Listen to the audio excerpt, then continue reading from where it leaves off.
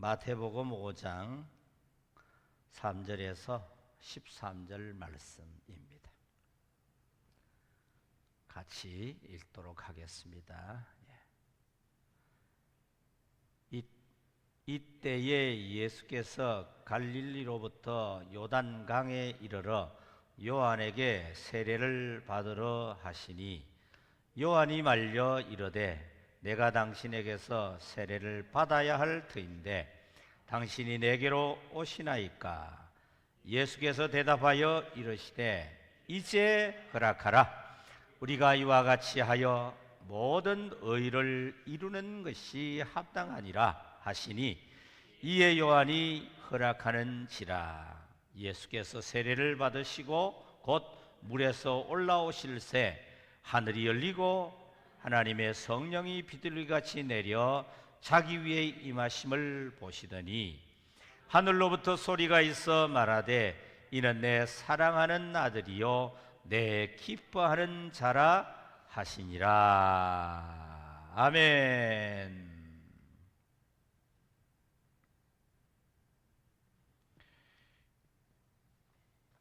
오늘 말씀을 가지고 제목을 인류의 죄, 물속에 잠기다. 인류의 죄가 물속에 잠기는 놀라운 장면을 오늘 예배를 통하여 보시는 은혜가 있기를 바랍니다. 한 남자가 나무 위를 오르다가 떨어졌어요. 그런데 아유 다행하게 마지막 나무 가지에 걸렸습니다. 이런 남자를 어떻게 부르면 되죠?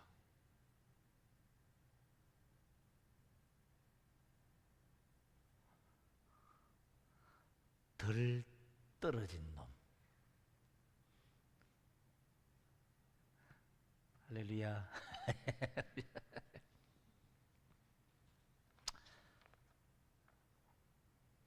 우리가 인생을 살면서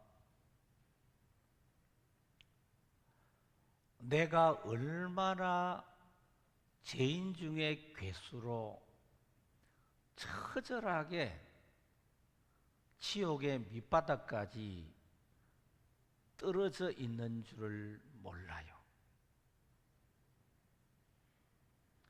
그래서 이 땅에 많은 사람들이 덜 떨어진 인간이 되어서 천국을 못 가요.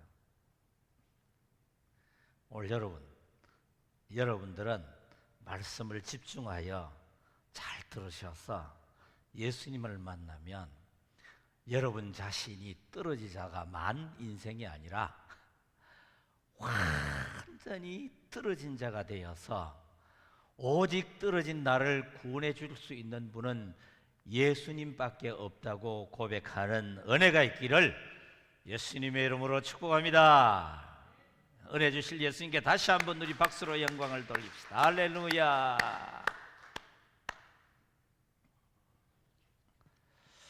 인간은 모든 상황의 판단이 완벽하지 않아요. 그래서 인간은 내가 허락하고 싶은 것도 있지만은 허락하고 싶지 않아 주저하는 일들이 굉장히 많아요. 사랑하는 사람이나 도움을 받고 싶은 사람이나 나에게 혹시 이익이 될 만한 사람이 있으면 무엇이든지 허락해 주고 싶어요. 또 좋은 일이나 복이 되는 일이면 무조건 허락하고 싶어요. 그러나 내가 손해를 보고 내가 피해를 보고 내게 아픔이 되고 나에게 고통이 되는 일이면 결코 허락하고 싶지 않아 합니다. 그런데 남의 죄를 내가 뒤집어 써야 하는데 그것을 허락한다는 것은 상상할 수 없는 거부감이 생깁니다. 인간은 인생을 살면서 허락하지 못하고 주저해야 할 일들이 사실 너무 많습니다. 뭐라고요? 허락할 일이 있고 뭐 할 일이 있다고요? 주저하고 거부할 일이 있는 거예요. 허락과 뭐가 있다고요? 주저할 일이 생기는 거예요. 오늘 설교를 들으면서 뭐라고요? 주저와 뭐라고요? 허락할 일이 있어요. 예수님이 오늘 여러분들에게 무엇을 허락하며 무엇을 우리는 주저하는 것을 발견하게 되면 놀라운 주님께서 깨닫게 하는 은혜의 시간이 되도록 인도해 주세요. 오늘 본문에서 세례란 말이 나옵니다. 사람들은 요한의 세례를 회개의 세례로 우리 사람들의 행동을 개선하는 것으로 이해를 합니다. 하지만 세례 요한의 세례는 단순한 도덕적인 결단이 아니라 죄를 스스로 해결할 수 없다는 절망적인 고백입니다. 요단강으로 나오는 자들은 자신의 의지로 의로워질 수 없다는 사실을 하나님 앞에서 시인하는 자들입니다. 회개라는 말은 나는 죄인입니다, 나로서는 안 됩니다 라는 고백의 문입니다.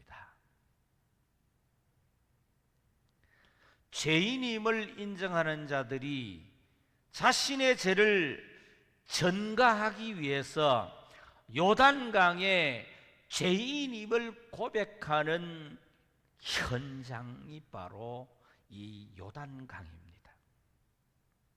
그런데 죄가 없는 예수님께서 죄인들만 들어가야 할 그 물속으로 직접 들어가십니다.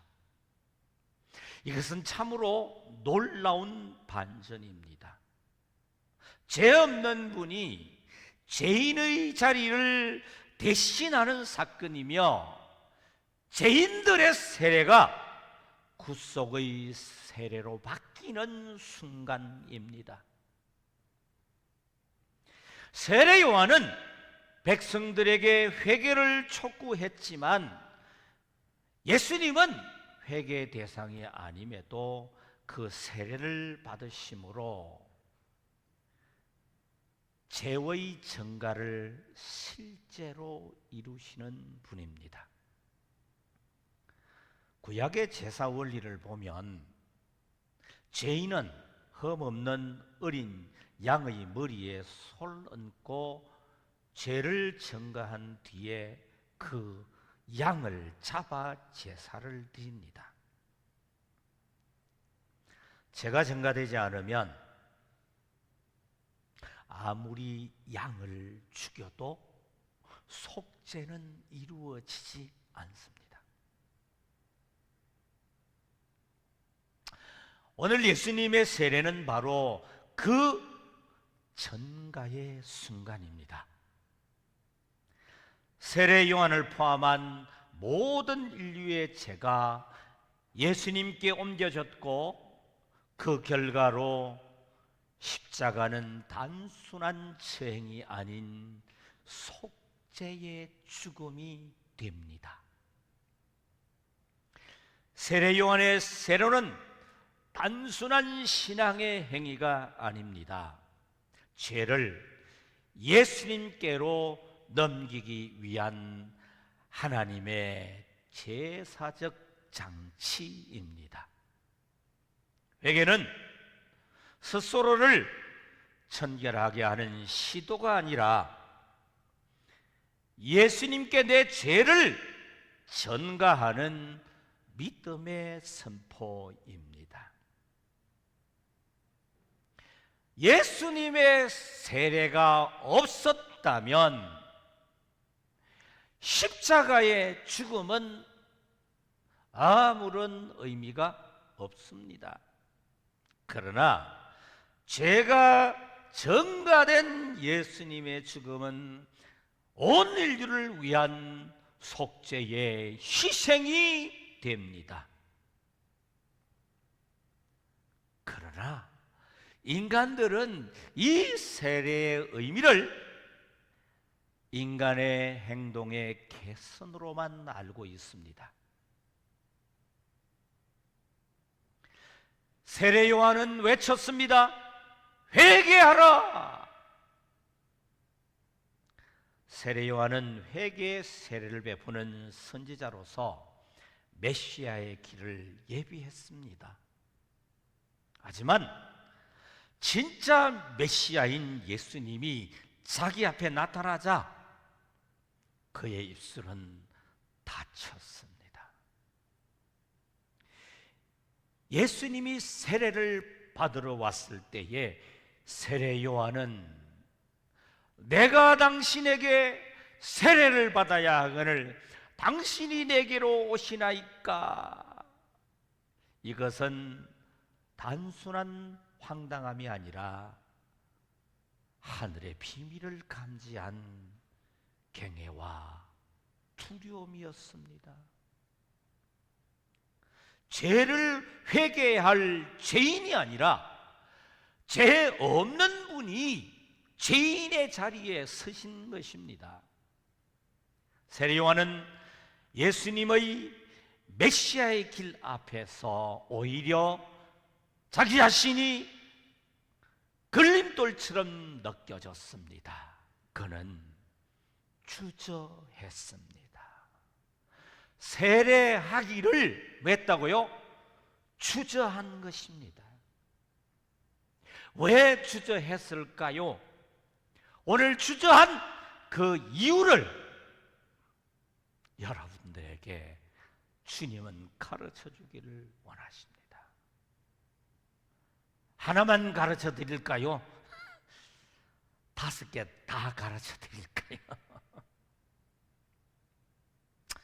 무려 많겠지만 오늘 5가지만 말씀드릴게요. 첫째로, 신성 앞에 선 경외심입니다. 예수님이 사촌 형제인 줄로 알았습니다. 그런데 지금 세례 요한 앞에 다가온 예수님이 세례 요한에게 계시를 열어줌으로써 예수님이 메시아임을 영으로 깨닫게 하는 순간 세례 요한은 감히 가까이 할 수 없는 예수님의 거룩함 앞에 무너졌습니다. 그분은 성령과 불로 세례를 베푸시는 분이십니다. 세례 요한은 주저할 수밖에 없었습니다. 이해되십니까? 두 번째로, 죄 없는 분에게 죄를 전가해야 하는 두려움입니다. 자신은 죄인들을 향해 세례를 주었지만 예수님은 죄가 없습니다. 그런 분께 인류의 죄를 얻는 의식은 요한에게 상상할 수 없는 고통이었습니다. 그는 주저할 수밖에 없었습니다. 세 번째로 구약 제사의 그림자 속 충격이었습니다. 죄인이 양에게 안수를 할 때에 죄가 증가되고 그 양은 죽었습니다. 그 증가의 순간을 세례 요한은 잘 알고 있습니다. 예수님께 세례를 주는 행위는 그 참혹한 증가를 그대로 재현하는 것임을 그는 깨달았습니다. 주저할 수밖에 없습니다. 네 번째로 저주를 감당하실 분을 향한 공포와 두려움입니다. 예수님은 단지 물에 잠기려 오신 것이 아니라 하나님의 진노와 저주를 대신 받으러 오신 분이십니다. 그 길의 시작점에 자신이 있다는 것이 세례 요한을 떨게 만들었습니다. 정말로 주저할 수밖에 없습니다. 또 하나 더 있습니다. 다섯 번째로 십자가를 향한 사랑의 시작을 목격한 감격 때문입니다. 예수님이 세례를 받으시는 순간 놀라운 구원의 계획이 드러납니다. 그분이 죄인을 위해서 스스로 낮아지시는 첫걸음을 보이면서 요한은 감격과 비통함으로 울음을 삼켜야 했습니다. 그는 예수님에게 세례 주기를 주저할 수밖에 없었습니다. 세례는 단순한 행동의 개신이 아니라 십자가의 예고편인 것입니다. 세례 요한이 세례 주기를 주저하며 두려워한 것은 다름이 아니라 예수의 계시를 열어주어 그 예수를 깊이 알았기 때문입니다. 할렐루야. 그러나 영적 소경이 된 인간들은 자신들의 죄와 저주가 얼마나 크고 무섭고 무거운 짐인 줄을 알지 못합니다. 타락한 인간은 자기 본성에 좋은 것이라고 생각된다면 거침없이 허락하는 인간들입니다. 저와 여러분들은 도대체 무엇을 허락하고 있으며 무엇을 주저하고 있는지를 발견하셔서 회개의 시간이 되시기 바랍니다. 할렐루야. 주저와 허락, 지난 한 주간 동안 여러분들은 무엇을 주저하였으며 무엇을 기쁘게 허락했는지 그 판단과 결정 속에서 내가 주님을 모르는 죄인임을 발견하고 고백한다면 예수님 만나게 될 것입니다. 할렐루야, 할렐루야, 할렐루야. 네. 하나님은 인간을 창조하시고 하나님 자신의 영을 전가해 주셨습니다. 그래서 인간은 흙으로 빚어 만들었지만 하나님의 형상이 되었습니다. 그리고 하나님의 일부의 속성과 캐릭터를 전가해 주었습니다. 그래서 인간은 하나님의 선하심과 거룩하심을 알게 되었습니다.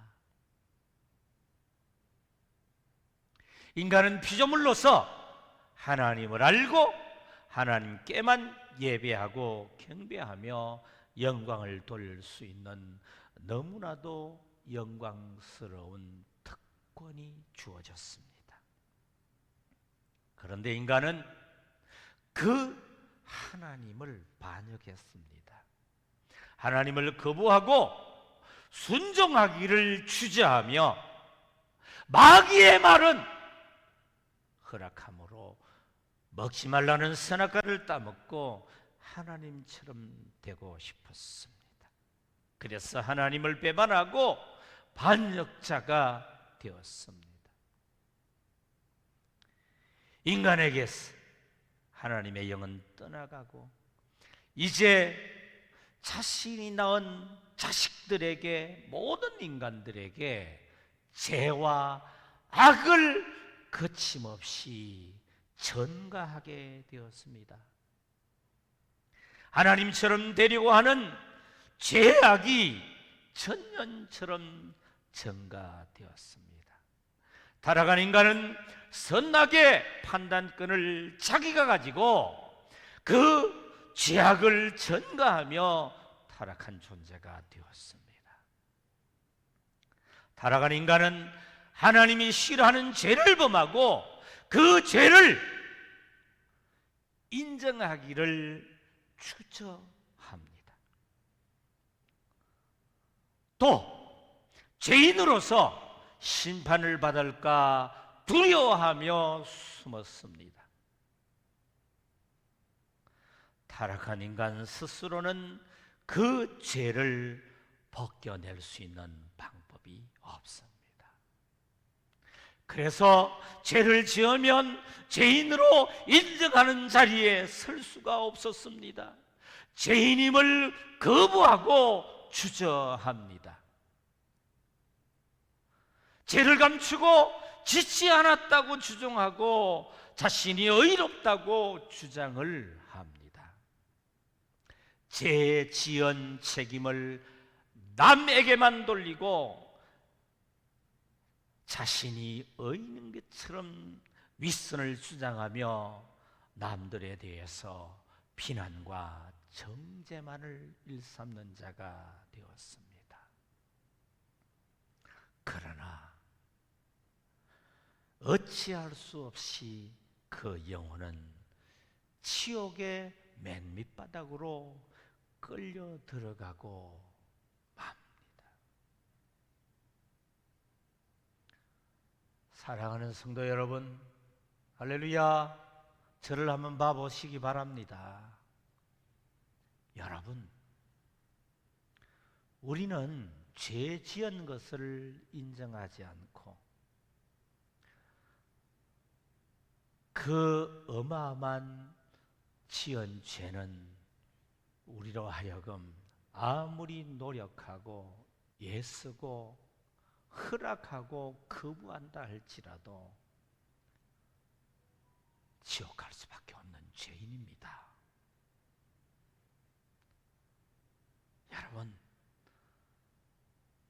떨어지다가 만 인생이 아니라 우리의 영혼은 완전히 떨어져서 죄인 중에 개수가 되었음을 인정하시고 고백하는 은혜가 있기를 예수님의 이름으로 축복합니다.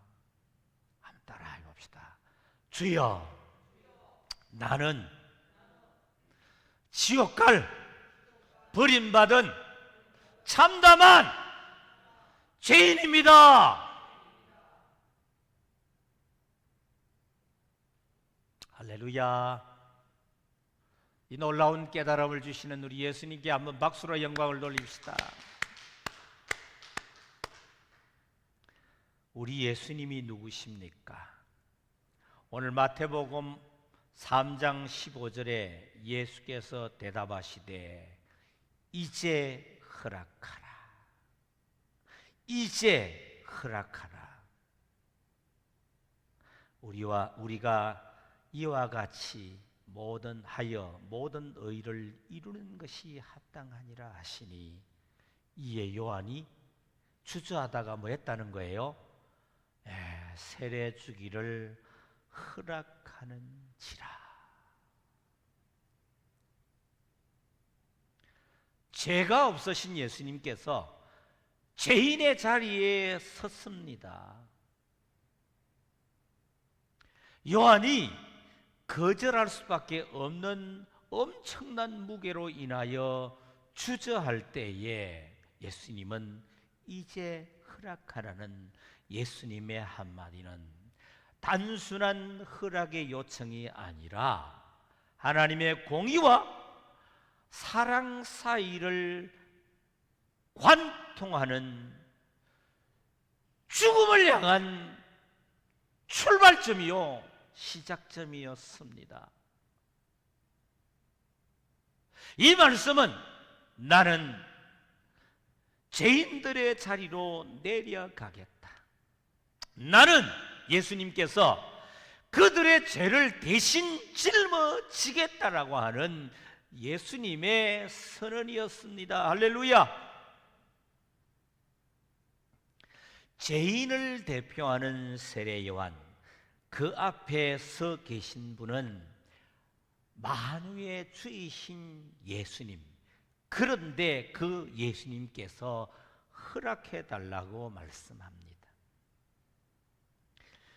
죄인이 의인에게 허락을 구해야 하는 것 아닙니까? 그런데 의인이 죄인에게 허락을 구합니다.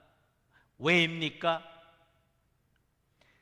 인간 스스로는 그 어떠한 방법에도 죄를 해결할 수가 없습니다. 그러나 예수님만이 가능한 일입니다. 모든 의를 이루는 것이 합당하니라. 예수님의 세례는 단지 상징이 아닙니다. 의로우신 분이 죄인의 자리에 서는 실질적인 죄의 정가의 행위요 사랑의 놀라운 결단입니다. 구약의 제사는 죄인을 위하여 흠없는 짐승이 죽는 방식입니다. 하지만 그 피는 죄를 완전히 없애지 못합니다. 그러나 이제 흠없는 하나님의 어린 양 예수님께서 세례를 받으심으로 죄 없으신 분이 죄인의 물속으로 들어가심으로 그분의 사역은 시작이 됩니다. 예수님의 죽음은 요단강에서부터 출발했습니다. 그 세례는 곧 이제 내가 죽겠다라고 하는 선언이자 서약이었습니다. 예수님의 세례는 공의와 사랑이 만나는 지점입니다.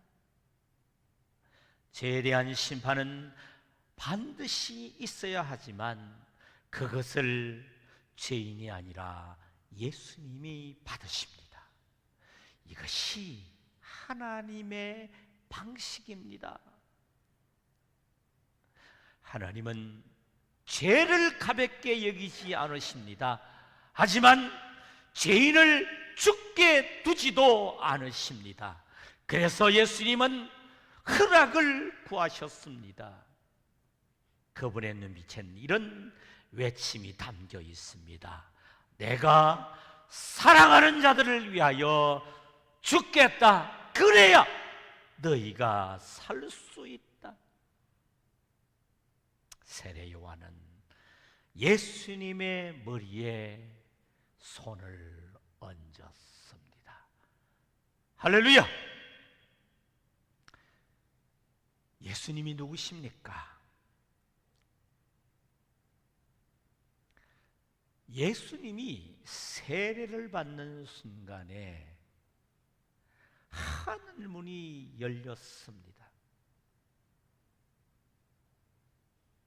그것은 예수님만이 하늘의 문을 여실 자격이 있기 때문입니다.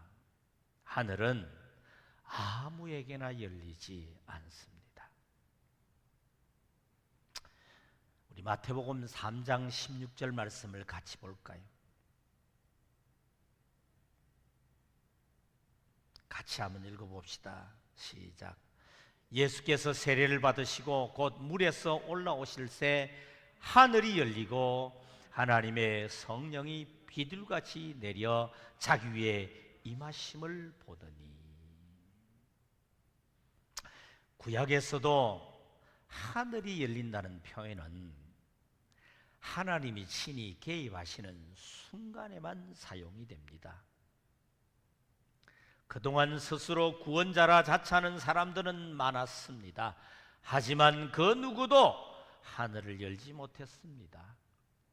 율법도 제사도 인간의 선함도 하나님의 마음을 여는 능력은 없습니다.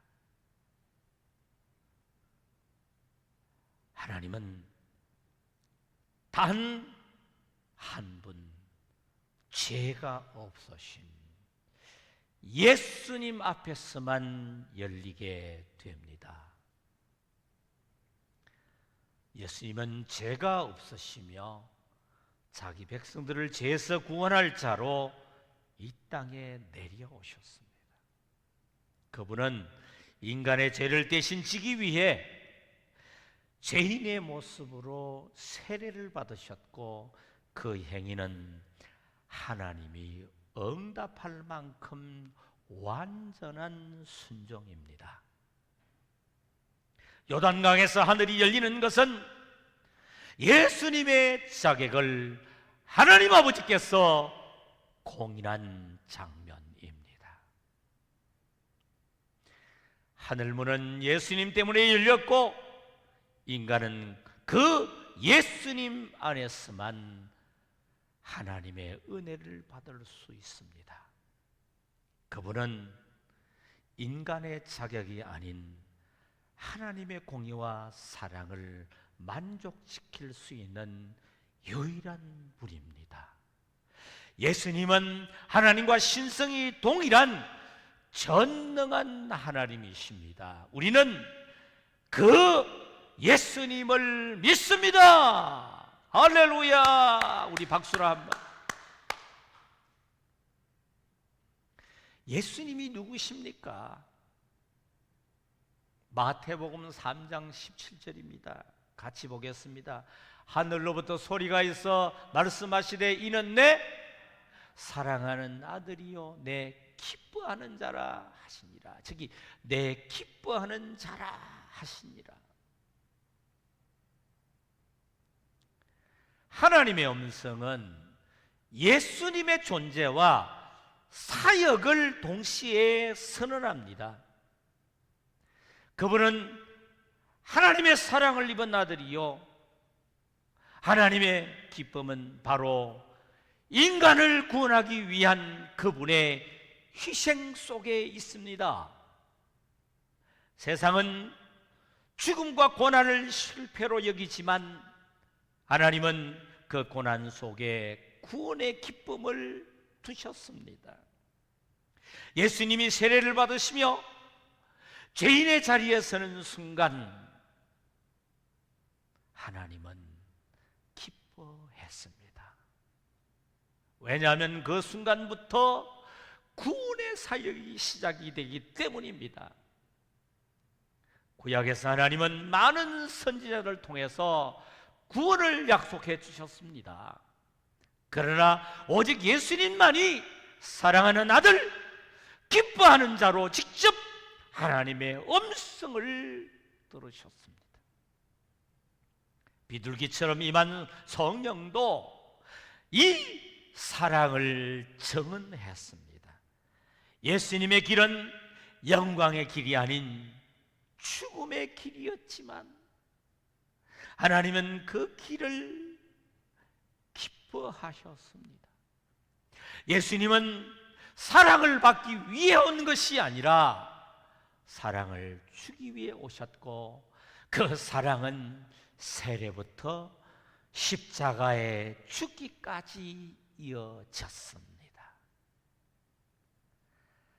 하나님이 가장 기뻐하는 순간은 예수님이 죄인들을 위하여 죽기로 결단하는 그 순간이었습니다. 그러나 이 사실을 모르는 종교 지도자들은 그런 놀라운 장면을 보지 못했습니다.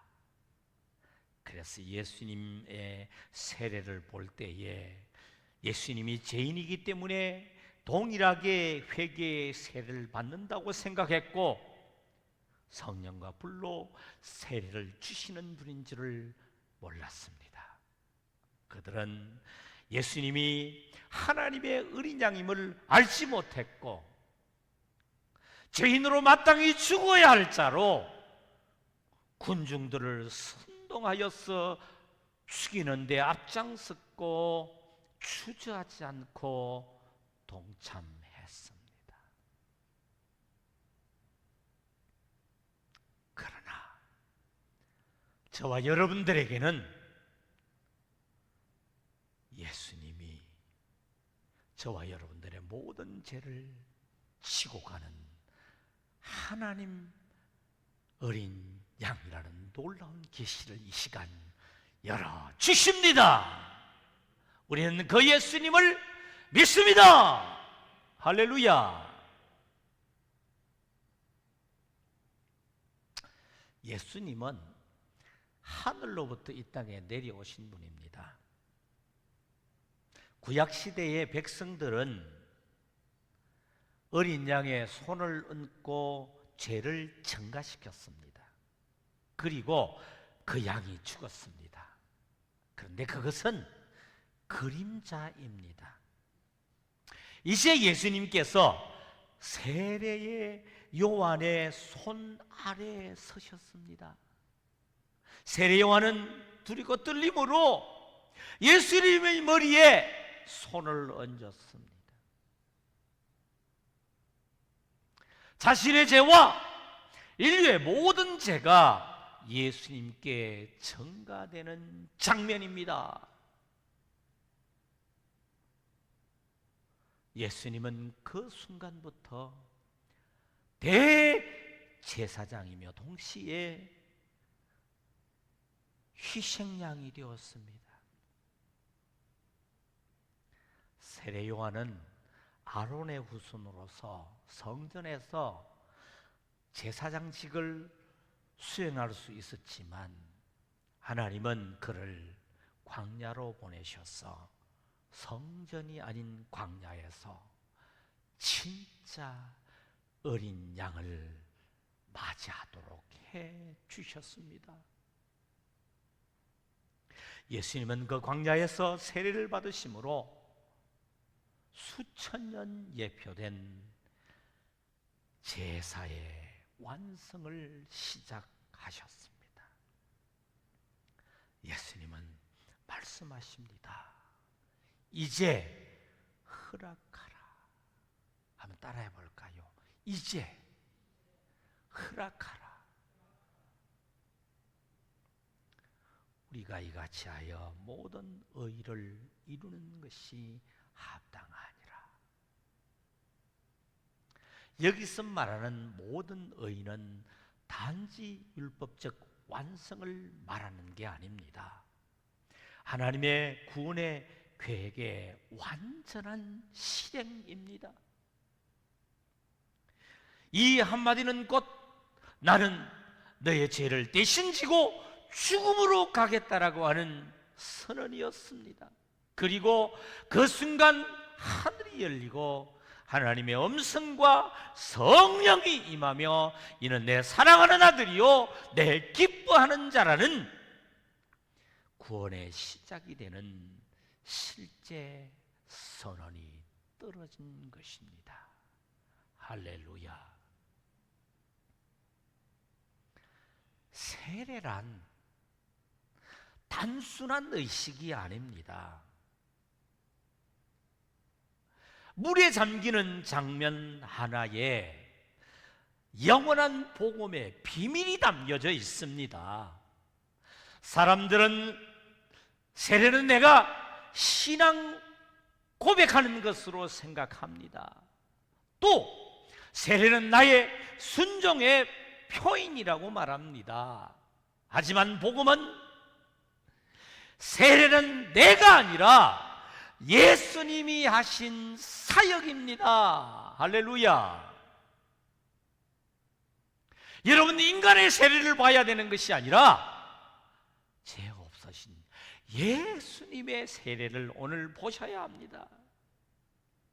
세례는 인간의 결단이 아니라 예수님의 죽으심의 결단으로 인간을 받아들이는 사건입니다. 예수님은 죄 없으신 분이십니다. 회개해야 할 이유도 죄를 고백해야 할 필요도 없어서입니다. 그런데 왜 굳이 물속으로 들어갑니까? 그 세례는 죄인을 위한 것입니다. 예수님은 세례를 받으심으로 죄인의 자리에 들어오셨고 죄를 자기에게 전가받으셨습니다. 예수님의 세례는 겸손이 아니라 죄를 전가받는 사건입니다.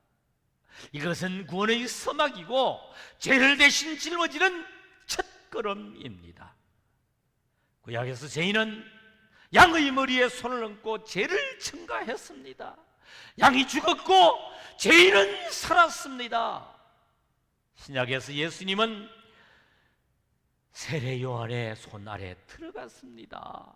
그 손은 모든 죄인의 손이었고 그 세례는 모든 인류의 죄를 짊어지는 의식입니다. 예수님은 물속으로 들어가셨고 인간은 그분과 함께 죽고 다시 살아납니다. 바울은 로마서 6장 3절에서 4절에 말씀합니다. 한번 읽어봅시다. 무릇 그리스도 예수와 합하여 세례를 받은 우리는 그의 죽으심과 합하여 세례를 받은 줄을 알지 못하느냐. 그러므로 우리가 그의 죽으심과 합하여 세례를 받음으로 그와 함께 장사되었나니 이는 하나님 아버지의 영광으로 말미암아 그리스도를 죽은 자 가운데서 살리심과 같이 우리도 또한 새 생명 가운데 행하게 하려 함이라. 세례는 죄를 씻는 것이 아니라 예수님의 죽음과 함께 나도 죽는다는 고백입니다. 구원은 인간의 순종으로 완성되지 않습니다. 구원은 예수님의 순종으로 완성이 됩니다. 성도는 물세례로 죄인임을 인정할 뿐이고 예수님은 그 물세례를 통해서 성도의 죄를 전가받아 가십니다. 그리고 십자가에서 죽으심으로 그 전가받은 죄값을 완전히 갚으셨습니다. 그러므로 세례는 성도가 자신을 바꾸는 의식이 아니라 예수님이 성도를 위해 죽으셨다는 사실을 믿고 받아들이는 복음의 수단입니다. 할렐루야. 하나님 아버지는 인간이 죄를 지으면 그 모든 죄가 전가되어서 모든 인간은 다 지옥으로 가는 것을 보십니다. 여러분들도 여러분들을 대신하여 세례를 받으신 예수님을 믿지 못하면 지옥에 갈 수밖에 없습니다. 한 사람 인간의 대표자가 죄를 범했을 때에 그 죄는 모든 인간에게 전가되었습니다. 그래서 모든 인간들은 죄를 전가받고 스스로 벗어날 수가 없게 됩니다. 그래서 하나님 아버지는 예수님을 보내주셔서 세례로 인간의 죄를 증가받으시고 모든 죄를 담당하시고 모든 율법을 완성하시고 예수님을 믿으면 어떤 죄인이라도 자신의 의를 증가되도록 예수님이 이 땅에 보내주셨습니다. 하나님 아버지가 죄를 증가받고 의를 증가해 주는 예수님을 보내주지 않았다면 아무도 죄에서 벗어나지 못하고 죄의 심판을 받아야 했습니다. 하나님 아버지는 예수님을 보내주셔서 세례로 모든 죄를 증가받았음을 공식적으로 선언하고 증명해 주셨습니다. 이사야서 53장 6절 말씀입니다. 이사야서 53장 6절. 우리는 다 양 같아서 그릇 행하여 각기 제 길로 갔거늘 여호와께서 우리의 모든 죄악을 그에게 담당시키셨도다. 그 담당시키셨도다가 바로 전가입니다.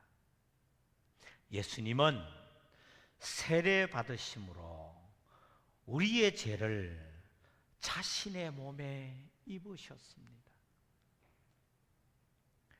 하나님 아버지의 크신 사랑과 긍휼하심은 끝이 없으십니다. 우리는 그 하나님의 사랑을 입었습니다. 할렐루야! 우리 다시 한번 주님께 박수로 영광을 돌립시다.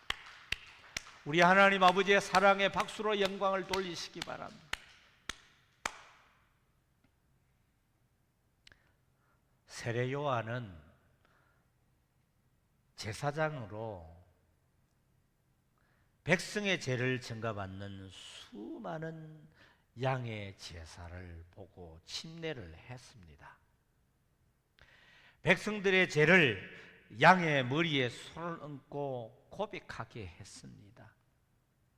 그런데 예수님이 자신 앞에 서는 순간 계시를 열어 주었습니다.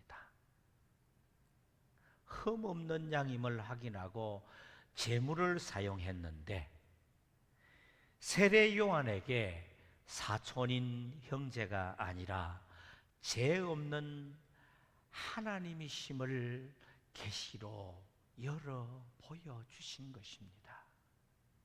그는 두려움과 굉해심에 압도당했습니다. 그때에 자신의 죄는 너무나도 크게 보여졌습니다.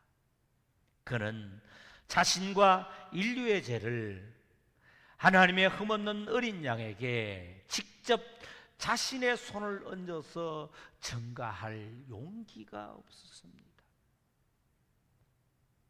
예수님이 제물의 어린 양이라면 자신의 손이 옮겨지는 순간부터 처참히 저주를 받아 죽어야 한다는 것들을 알기 때문에 그의 손은 주저할 수밖에 없었습니다.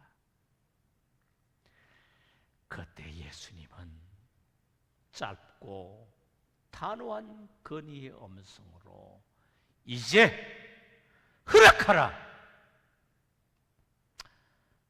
말씀하실 때에 세례 요한의 심정 속으로 그것만이 모든 인류의 죄인의 죄를 대속하는 유일무이한 길이요 하나님의 뜨거운 사랑이 절망하는 모든 죄인들에게 성취되어진다는 놀라운 은혜의 감동을 예수님이 일으켜 주셨습니다.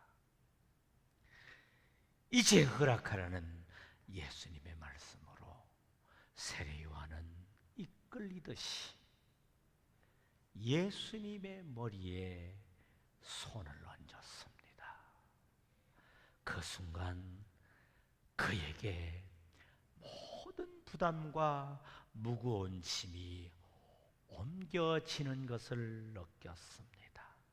그의 마음속으로 이루 말할 수 없는 감격과 감동이 손을 얹는 순간 몰려왔습니다. 세례 요한은 그의 직분과 사역을 통하여서 인류의 모든 죄가 옮겨지는 놀라운 순간을 보는 축복스러운 사역자가 되었습니다. 할렐루야! 인간은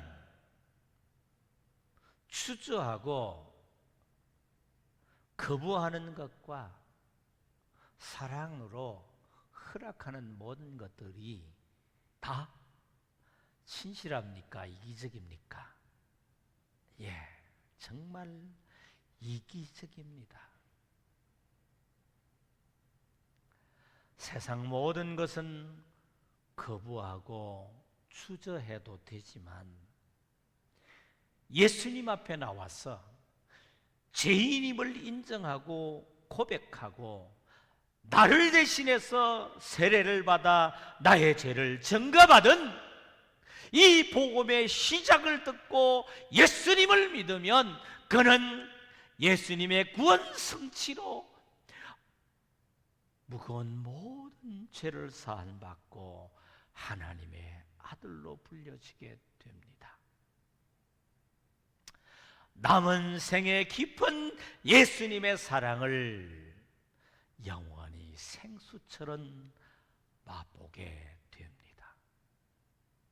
그러나 예수님 앞에 나오는 것들을 주저하고 거부하며 이제 허락하라고 하는 죄의 증가를 거부하게 된다면 그들은 자신들의 죄로 인하여 영원한 저주를 면치 못하는 비참한 존재가 됩니다.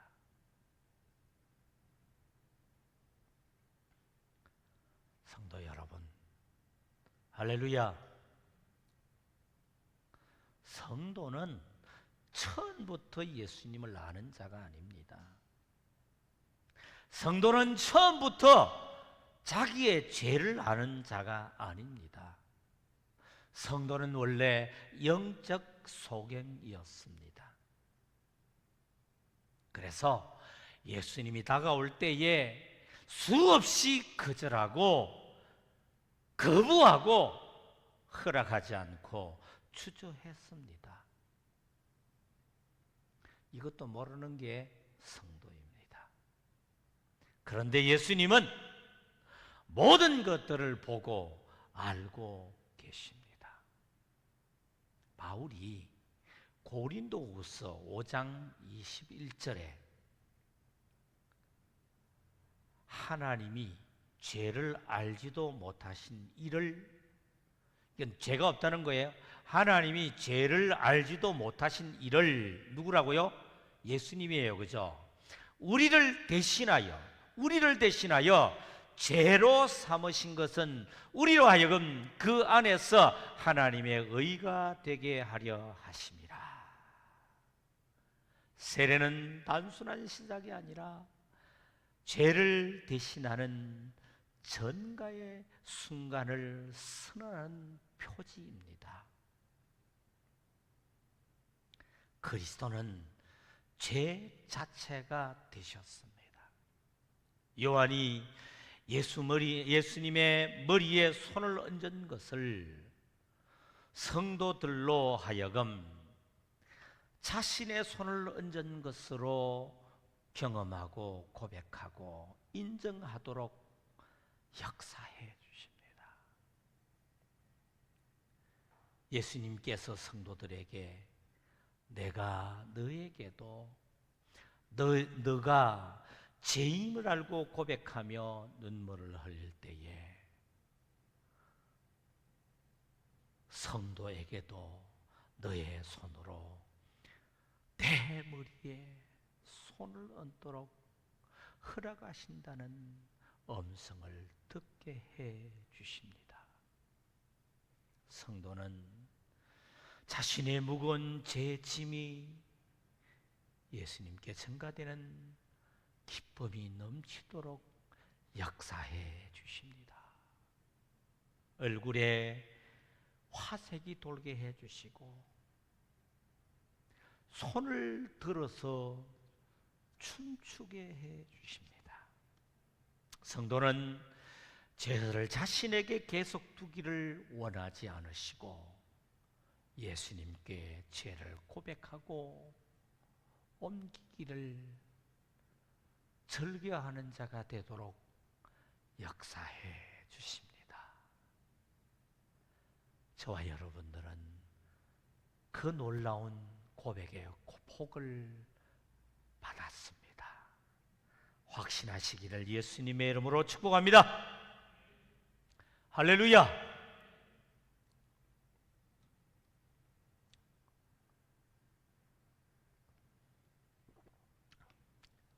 우리의 세례가 아니라 오늘 누구의 세례를 발견했습니까?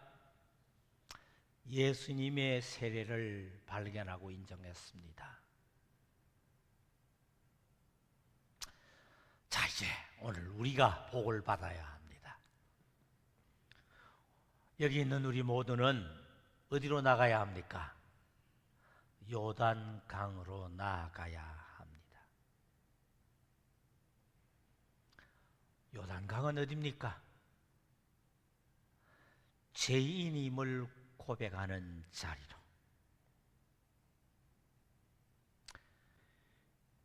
율법과 죄를 스스로 해결할 수 없는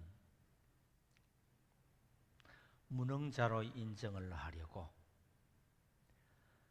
나의 죄의 문제는 내 스스로 해결할 수 없음을 인정하는 자리, 그곳이 어디입니까? 요단강으로 나아가야 합니다. 할렐루야. 저를 보시기 바랍니다. 요단강은 인간의 죄악으로 물로 심판하는 자리입니다. 인간의 죄악을 뭘로 심판한다고요? 물로 심판하는 자리입니다. 할렐루야. 자, 할렐루야. 자, 물 한 잔 마시시고. 노아의 홍수 심판으로 모든 인류가 물에 잠긴 그 자리입니다. 숨을 쉬는 모든 동물들은 숨이 끊어지고 죽어 소용돌이 치는 물결 속으로 저와 여러분들의 모든 육체가 분리되고 짓무러지고 흙으로 돌아가는 처참한 광경을 목격하는 자리입니다. 그런데 이 자리에 전능하신 예수님, 완벽한 구원의 방주가 되시는 예수님이 우리가 물속에 잠기기 전에, 우리가 소용돌이에 휩싸이기 전에 예수님께서 우리에게 나아오십니다. 우리가 서야 할 그 자리에 예수님이 서셨습니다. 예수님께서 저와 여러분들에게 계시를 열어주십니다. 흠없는 하나님의 어린 양임을 계시로 열어 보여주십니다. 예수님이 우리를 향해 다급하게 소리치십니다.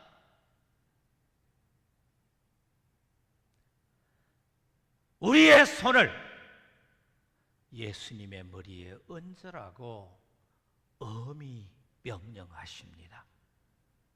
여러분, 이 시간 한번 눈을 감으시고 이제 눈을 감으시고 우리 앞에 서 있는 예수님을 인정하시기 바랍니다. 이제 너의 죄악의 손길을 나의 머리에 얹으라고 명하시는 예수님의 명령에 순종하십시오. 나의 죄를 인정하고 나의 죽음을 선언하고 나와 예수님의 죽음을 인정하고 나와 예수님의 세례를 인정하고 나와 예수님의 부활을 인정하고 감사하시기 바랍니다. 할렐루야. 눈을 뜨시기 바랍니다. 우리 박수로 영광을 돌립시다.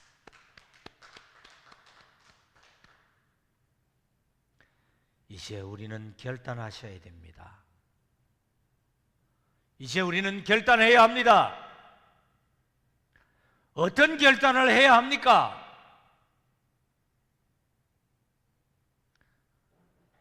예수님께 나의 죄를 전가하기로 결단하셔야 됩니다. 따라합시다. 예수님께 나의 죄를 전가하기로 결단합니다. 할렐루야. 아직도 내가 의인이라고 생각하십니까?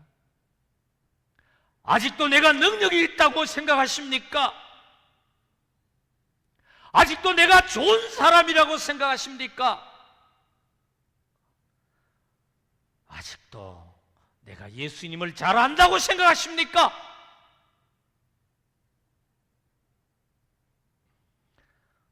아직도 나의 죄를 남의 탓으로 돌리십니까?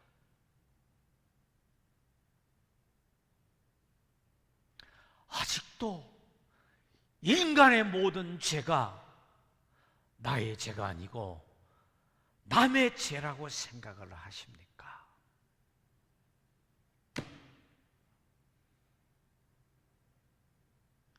모든 인간은 죄인입니다. 우리 모두는 정말 타락된 죄인입니다. 우리는 정말 무능한 자입니다. 죄의 문제는 그 어떤 인간으로도 해결되지 않습니다. 아직도 세상의 문제가, 정치적인 문제가 인간 탓으로 보십니까? 세상에 보이는 모든 죄의 문제가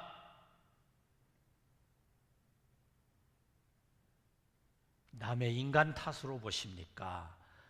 인간의 모든 죄의 결과로 인정하시고 회개의 자리, 고백의 자리로 요단강으로 나아가기를 허락하지 않습니까? 김정은의 죄가 여러분들의 죄가 아닙니까? 호메니의 죄가 여러분들의 죄가 아닙니까? 하나님처럼 되고자 하는 참담한 그들의 죄가 나와 우리의 죄로 인정할 때에 우리 모두는 사람의 죄로 보지 마시고 하나님의 징계로 받아들이고 인정하는 성도가 되시기 바랍니다. 할렐루야. 자꾸만 의인의 자리에 서지 마시기 바랍니다.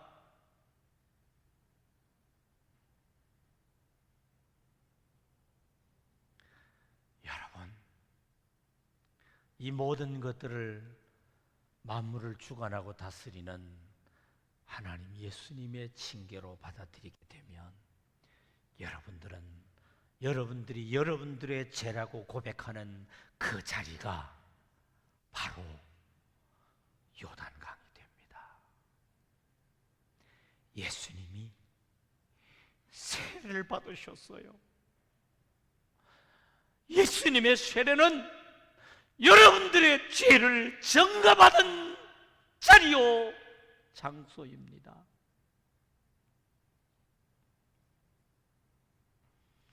저와 여러분들이 그 어떤 누구보다도 죄인임을 인정하고 고백하는 자리에 무릎을 꿇을 때에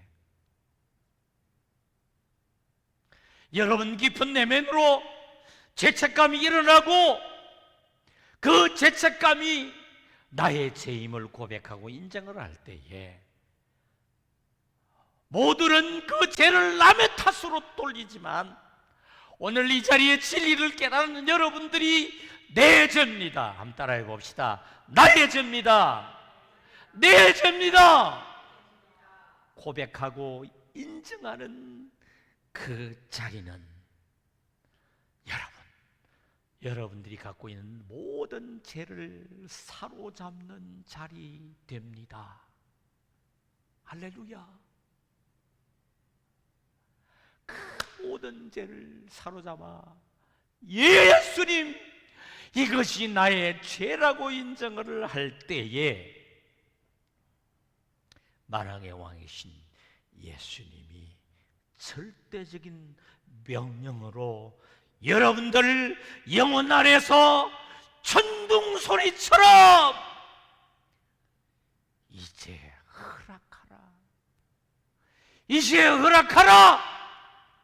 너의 죄를 너가 붙들지 말고 나에게 옮기도록 나의 머리에 손을 얹으라고 명령하시는 그 명령을 들은 저와 여러분들은 모든 죄를 담당해 주신 예수님을 만나고 여러분들의 심령 속에 자유와 구원의 놀라운 감격이 자고 넘치도록 저와 여러분들의 심령 속에 흘러 넘칠 줄로 믿습니다. 할렐루야. 우리 그런 예수님께 박수로 영광을 돌리겠습니다. 이 시간